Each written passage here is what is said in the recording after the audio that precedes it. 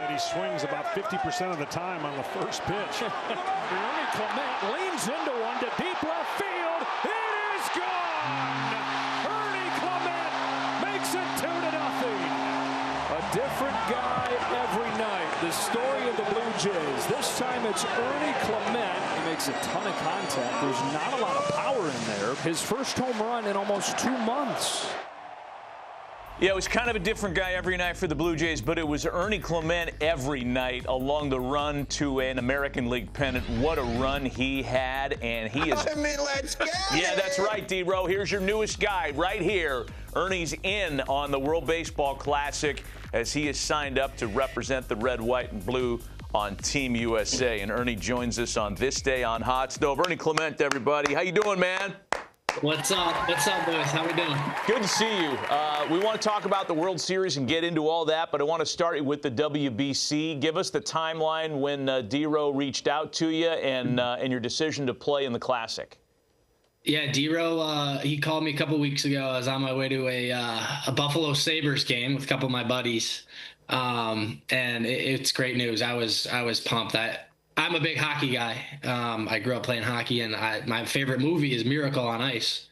So I've always wanted to rep the red, white, and blue. I'm so psyched. That's pretty cool, man. No wonder you got such great hand-eye coordination. You know, it's been quite a year for you, going from getting a chance to start playing a lot more, everything else, to now you're on Team USA. What has been the big turnaround this year as you look back through it? Yeah, I'm lucky. I've gotten a great opportunity the last couple of years. In 24, our team wasn't as good. We just had some things not go our way, and with some injuries, I got kind of plugged in there. And these opportunities keep coming along when you work hard and you're prepared and you're ready to roll. And it's just been awesome. It's been a great ride. I'm psyched to be in Toronto. I absolutely love the city, love the people there, and to get a chance to play for the U.S. and this it's really special to me. I know we talked during the World Series. I was like, what'd you do with your swing? What'd you do different? And you go, I got an opportunity. I got at-bats. That's the only change. And so for guys out there that are looking for that opportunity and that change, just what would you say? Just keep doing what you're doing? What would your advice be? Yeah, you have to be prepared. You have to be ready. I prepare the same way every single day, whether I'm playing or not. And all I care about is winning the baseball game that day. So, I do whatever I can to be prepared and give myself the best chance to help us win the ball game. So, with that team first approach, everything else kind of just takes care of itself. And I kept it really simple during the playoffs. I just wanted to get on base for all those studs that we got in our lineup. So, it was a simple approach and it worked. Postseason hits record. I mean, if you can go back to your mindset in the fall and share it with us, how did you, among other things, you're playing for a World Series title, you're hot as you could possibly be. How do you block out all the noise? Were you listening to anything outside of what was going on at the ballpark? How did that go? No, not at all. I mean, we were so concerned with the guys we had in that room and just winning that game that day. So it's like I said, it was a simple approach. And, when you start worrying about all the noise and everything that's going on around you, you can lose your focus a little bit. But we were just so locked in and, we were playing really good team baseball at the time. And it was a great run. It really was. And the team that we had was really, really special. So, a lot of guys coming back. So we're gonna do our best to get right back there. Hey, Ernie, we had a clip say 50% on first pitch. That's hitting 500. It might have been more. Yeah, and you know what? It's funny. Having been a leadoff guy, I knew if I swung at first pitch, I better get a hit. Absolutely. And so watching you do this and watching how elite the pitching is and not wanting to get deeper in counts, what was your mindset? I don't want you to say, hey, I was looking for this pitch or that pitch. I don't want to give that away for you. But what was your thought? I never looked at it like an ambush. It's a game plan. So what was your thought? No, yeah, with how good everybody's stuff is these days, like you get to 2 strikes, you're done for. Like these guys are just too good. But at the same time, you got to kind of dial it back, and when they make a good pitcher's pitch, foul it off or take it. And I've kind of learned to the give and take, the cat and mouse game there. But Yeah, I'm looking for the first pitch in the middle of the plate. It doesn't matter if it's a fastball or a slider. If it's in the middle of the plate, I'm ready to roll. Hey, go through the good and bad, if you will, if there is any bad, of having to play multiple positions defensively. Like, talk about life as a utility player, maybe for younger players that are watching us right now. I love it. I love it. I love bouncing around. It helps, other guys get in the lineup. It helps, it helps the manager play the hot hand, because guys are going to, go through the ups and downs of the season. But, I love playing second. I love playing short. I love playing third.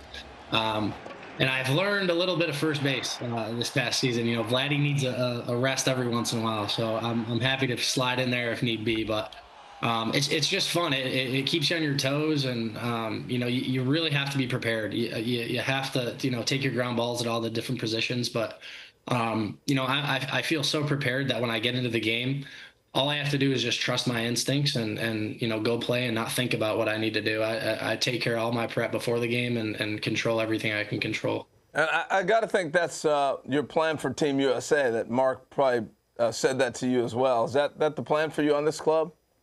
Yeah, whatever they need, man. That's what I told them. I was like, hey, I just want to go win and get it done. So whatever they need me to do, I'm ready to roll. Harold and I talk about college football and the NFL playoffs occasionally on this show, despite being a baseball network, Ernie. And you do a fine job repping upstate New York with the Sabres cap.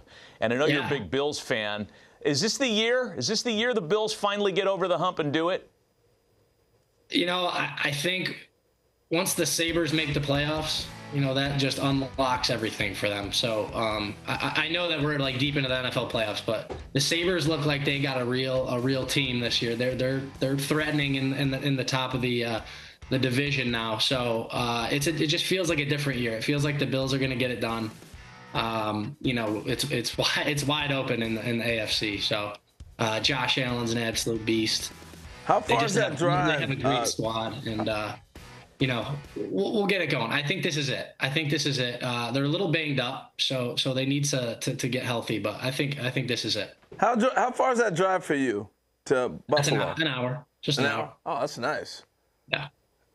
Josh Allen is a beast, by the way, man. I mean, there aren't many athletes that I watch just as a fan, as a couch potato, and I'm like, my God, how in the world does that guy continue to be as good as he is? Yeah. Is he like a cult hero in Northern New York? He really is. He really is. He couldn't step out into public without just getting swarmed. I mean, the fans here just love him. He's so fun to watch, and he's such a likable guy. Just like such a normal guy. He could go out and have a beer with him. Like he just seems like such a cool dude. And I think one of these days we're gonna try to get on the golf course. Ah, yes. I know that's near and dear to your heart. You played in the inaugural MLB Open at Shadow Creek in November. You're a good golfer. We know how your baseball skills play. What are you bad at, man? Is there something that you think you could be better at that frustrates you? I'm a horrible swimmer. So am I. We just did a little trip down to St. Bart's. They let me tag along. All the pitchers that we got did a little trip, and they let me tag along. So I got to show off my horrible swimming skills in the ocean down there, and everybody was laughing at me. Chris Bassett's he's like a fish down there swimming around, and he's like, dude, you are horrible at swimming. So it's pretty funny. You got to just laugh at yourself. I'm a horrible swimmer.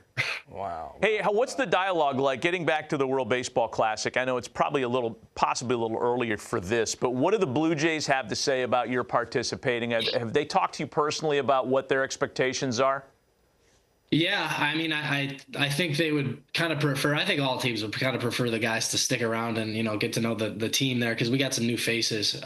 But it's such a cool opportunity. They're so happy for me. They've had nothing but support for my decision to go play. And it's a couple weeks, and then we're right back to work, getting ready to go and try to win a World Series. So it's a dream come true, and they've been really cool with letting me go. So last question on a baseball front. What do you do working out-wise in the winter? You start hitting at this, obviously by now because you're getting ready for WBC, but what's your normal routine? Yeah, I like to take a good solid month off. Don't even think about baseball. Just kind of remove myself from all the craziness. And we went a little longer this year than we have in the past couple of years. So everything just kind of got pushed back. It was a weird off season. but it's been great to just kind of relax and you know, remove myself from baseball. And now I'm at the point where I'm just itching to get back. I can't wait to play. And, you know, I'm in the gym, I'm hitting, I'm ready to roll. Yeah, man. Only 30 hits in the postseason last year, so I know you got a lot of work to do too. What a run! You got a lot of fans here, man. I got to tell you that, and we appreciate you being with us. Have fun with Team USA, and we'll catch up with you in the spring. I appreciate you guys, man. See you guys soon. Ernie Clement joining us, bro. the newest addition to Team USA, or is he the newest addition to Team USA? Because there is news with 2 additions to the bullpen. Gabe Spire, who's going to join us a little bit later on this episode of Hot Stove, is announced as a left-handed weapon for Team D-Row. And that's not all. Gabe Spire and Griffin Jax also pitching in the World Baseball Classic. This team is really shaping up, and we've said it before, best squad that the U.S. has ever fielded for this event. Don't expect a whole ton of appearances from guys like Skeens and Skubal, and that's why a lot of, I guess, more utilitarian players have been added. Not utility, but utilitarian. Guys are going to give you more than just one performance. Yeah, I think they've gotten a lot smarter with building the roster as well. Because remember before, it was a lot of starters, and this guy's going to pitch out of the pen, and it's like spring training. And that really didn't work, although we performed quite well. This is the best team they've put together. It's smarter, wiser, more versatile. They're younger. It's going to be a good club.